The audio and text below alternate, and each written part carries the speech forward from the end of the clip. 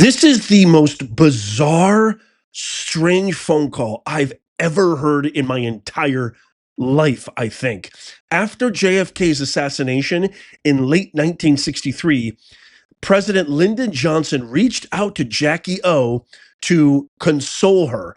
And in this bizarre call that was recorded within a month of her husband's brains being blown right into her lap, Johnson can be heard telling Jackie he wanted to visit her and spank her around Christmas time.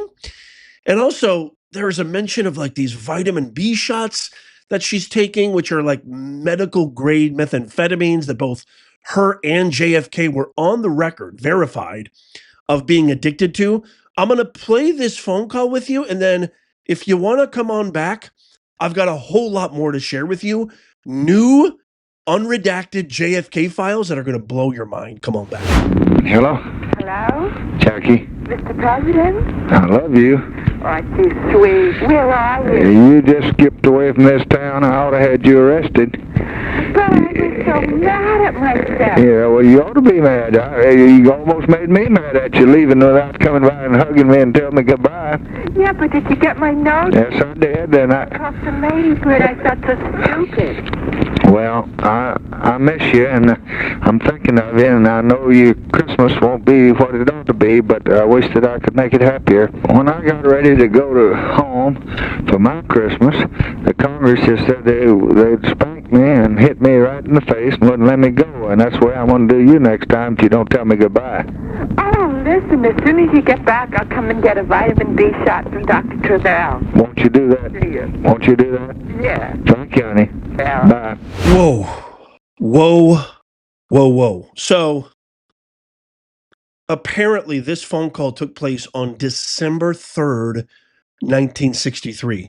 Not only was it less than a month, it's less than a couple of weeks after the assassination of JFK. I don't know about you, but that is a very bizarre, strange, out of left field phone call. Maybe it has something to do with, this is how they kind of, it was a long time ago, right? This is over 70, 80 years ago. Maybe it has something to do with, the context of the time. This is just how people, it's a completely different way of interacting. It's a completely different culture. It's a completely different context. It's 100 percent different than the way we talk and interact probably now. But it wasn't that long ago. We're not talking thousands of years ago, are we? I don't want to be conspiratorial or anything like that, but maybe, just maybe, there's something more to this phone call, or maybe I'm just reading way too into it, and maybe, this so-called B12 shot or what have you has a lot to do with it, but I just don't feel like the severity of what just happened just a few weeks prior to this phone call is being demonstrated between the two individuals who were probably the most closely linked to that assassination as far as, being impacted by it. It changed LBJ's career trajectory. The guy was definitely going to be, one of those kind of political empty vice presidents who would be long forgotten in the annals of history if JFK hadn't been assassinated. And then Jackie, being there physically, the closest perspective right there in front of the shot heard around the world. Am I crazy? Am I nuts? Let me know what you think in the comments down below. I can't wait to read your comments. Okay, now, if you stick with me, I promise it's going to be worth it. I've got 2 unredacted files that were released from the JFK files. This first file implicates Oswald as being recruited by the CIA when he had his little stint in Japan. I will share with you the entire document link in the description down below, and you can read it for yourself. But here are my notes. And so this is a local UPI reporter who planned to publish a story claiming that Lee Harvey Oswald had connections to the CIA during his military service in Japan. This claim was based on an interview with a retired Marine officer who said Oswald was recruited by the CIA. The CIA's reaction, here's the big crux of the matter. When they were directly questioned about these claims, the CIA acted very, very funkadelic. They chose not to comment publicly and suggested that the reporter pursued documents officially declassified prior to this March 2025 by Trump about JFK's assassination. But here's the implications and concerns. They acted very weird. The CIA internally acknowledged that much information about Oswald had already been made available through this declassification. However, they expressed concern that such stories could reignite speculation about CIA's involvement in JFK's assassination. This document indicates internal concern over managing media inquiries and requests for additional files on Oswald and JFK related issues. CIA officials referred to the reporter to the National Archives, the official repository for JFK's assassination. Okay, so the bottom line is this. This declassified document reveals that the CIA was cautious and sensitive about linking Oswald to the agency, preferring silence over redirecting reporters to official records. It just confirms, this is my assessment, my bottom line, the internal unease regarding speculation about their involvement in JFK's assassination. Why would they be concerned about media perception? Why would they be concerned about the CIA's involvement? If they had nothing to hide, if there was no way of linking them, they shouldn't have demonstrated this level of unease and this level of surreptitious redirecting and deflection. That's just my thoughts. I can't wait to get your comments. Okay, this one's really, really big. President Trump just exposed, here's the second part of this, Arthur Schlesinger's full 15-page memo calling for JFK to break up the CIA in 1961. Schlesinger called the CIA a rogue, quote, state within a state. No one knows, he says, how many potential problems are being created by CIA clandestine operations. If you don't know who Arthur Schlesinger is, he was a historian, writer, critic. He also worked with President Kennedy from 1961 to his assassination as sort of a historical consultant. He was a huge advocate of JFK, and JFK confided in him regularly and held his opinions to high regard. So that's why this recent declassification by Trump is so important. So this first page of this fully unredacted Schlesinger report, you can see the highlighted area. Again, I'll share the entire link so you can read it yourself. I always say, don't believe a word I say. Do your own research, verify it for yourself in the real world. The same thing I told my students when I was teaching at the university. Schlesinger says the contemporary CIA possesses many of the characteristics of a state within a state. There is no doctrine governing our conduct of clandestine operations. Schlesinger slammed the idea that the CIA should fight fire with fire to defeat communism. He says, if, quote, if fighting fire with fire means contracting the freedoms traditionally enjoyed by Americans in order to give more freedom to the CIA, no one seriously wishes to do that. Schlesinger also revealed in his report, quote, CIA operations have not been held effectively subordinate to U.S. foreign policy.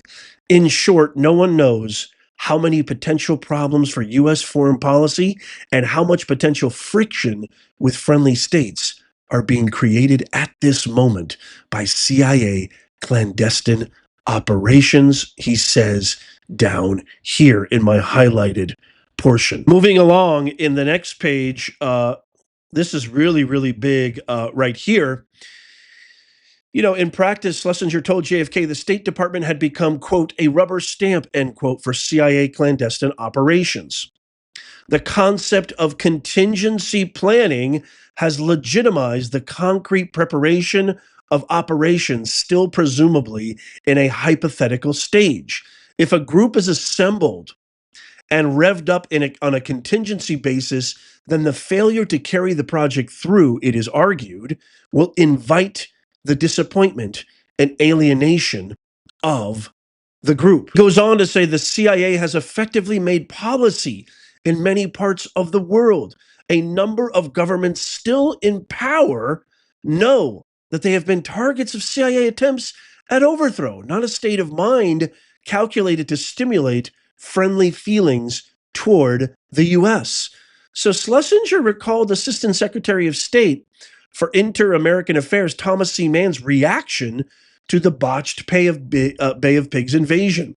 Quote, I would never have favored initiating this operation, but since it has gone as far as it has, I don't think we can risk calling it off. Schlesinger proposed that JFK decouple the CIA's clandestine operations from its research and analysis work. Quote, if intelligence is too closely connected with operations, then those committed to a particular operation will tend to select out the intelligence which validates the operation. So he says that right here in this portion of the Schlesinger report. In conclusion, Schlesinger proposed, quote, a drastic overhaul of the State Department, end quote, to rein in CIA clandestine operations. Quote, the State Department would be granted general clearance authority over all clandestine activity. Schlesinger also proposed splitting the CIA into two agencies, one for clandestine and paramilitary activities, and another for information collection and analysis. There's something else that's really interesting is 1 month after JFK's assassination, former President Harry Truman echoed Schlesinger's fears outlined in this 1961 memo. Truman says, quote, there is something about the way the CIA has been functioning that is casting a shadow over our historic position. Truman wrote that he set up the CIA to streamline information gathering. Quote, at times, the intelligence reports tended to be slanted to conform to established positions of a given department. But between his presidency and JFK's, Truman witnessed a change in the CIA. He says, quote, for some time, I have been disturbed by the way the CIA has been diverted from its original assignment. It has become an operational and at times a policy-making arm of the government. I never had any thought when I set up the CIA that it would be injected into peacetime cloak and dagger operations, end quote. Truman called for the termination of the CIA's, quote, operational duties, end quote, and the restoration of the agency to its, quote, original assignment as the intelligence arm of the president, end quote. So I think, based on all of this, it seems abundantly clear, and Oliver Stone, who we might actually get on our show very, very soon. I'm in talks with him to get on our show. The CIA had direct involvement in this. Oswald perhaps was working for the CIA, trained by the CIA.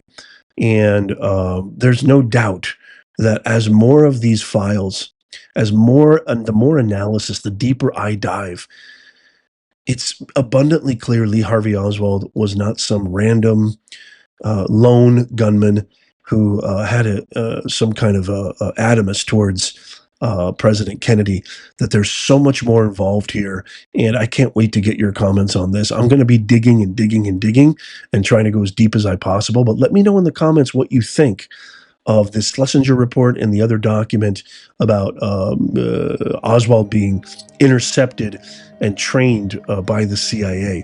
I can't wait to get your thoughts on this. Check out these videos coming up on the screen right here, just in case you missed them. Tap my face right there to subscribe and follow. It's free. And as always, may God bless you and may God bless America. I'll see you soon.